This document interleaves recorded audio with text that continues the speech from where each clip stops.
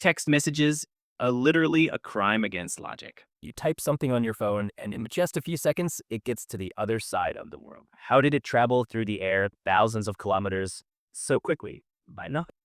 Is it the little dwarf who hurries up to catch the first flight to the message destination? It's actually very simple. The phone makes a beep, and the universe just agrees with you. No, this stuff is a bit more complex. Let's start from the beginning. You type, and the message is sent. Not exactly words, but a coded and crazy version of them that is able to fly. It converts into digital information that the computer knows how to read and understand. It's made of the numbers 1 and 0. Yeah, the numbers that all the nerds like. So now our phone is able to understand. All right, but how are the numbers flying through space? Radio waves. But what are radio waves? To begin, radio waves and light are very, very close friends. In fact, they're not just friends, they're actually the same. Wait, what? Well, light is a spectrum. The range of colors we are able to see is just a small part of a wider range of other sorts of light. Our human eye, for example, can see from a range of waves between 0.004 millimeters to 0.007 millimeters. Radio waves are much wider waves, so wide that our human eye can't even see them at all. So now the phone converts the information into zeros and ones. One kind of waves is zeros, and another kind of wave is ones. Think of it like a lighthouse that helps ships get to the shore by light signals. That's how it communicates and warns from cautions and other things. Now, the radio waves are sent to an antenna, which sends them through optic fibers, sometimes even across oceans, to the other side of the world.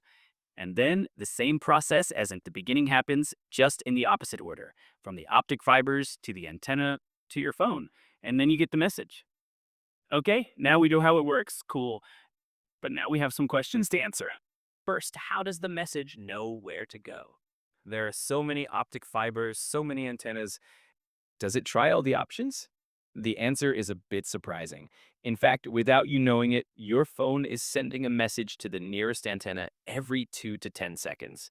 The antenna collects the data and sends the message where exactly it should go. But that's not all. Now we have another question to answer. How do the optic fibers and antenna system deal with hundreds of millions of messages per minute and not collapse under the pressure? The answer is very simple, but very complicated.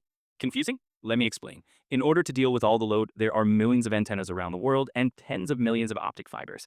In addition, in order to avoid confusion, each message is sent in a different wavelength and timing, so the system will easily differentiate between the messages. It also knows when to stop for a moment when there are too many messages, so they are not creating too much load. Another rising question is the fact that there are many different kinds of messages. There are also several kinds of messages different by itself, such as pictures or audio.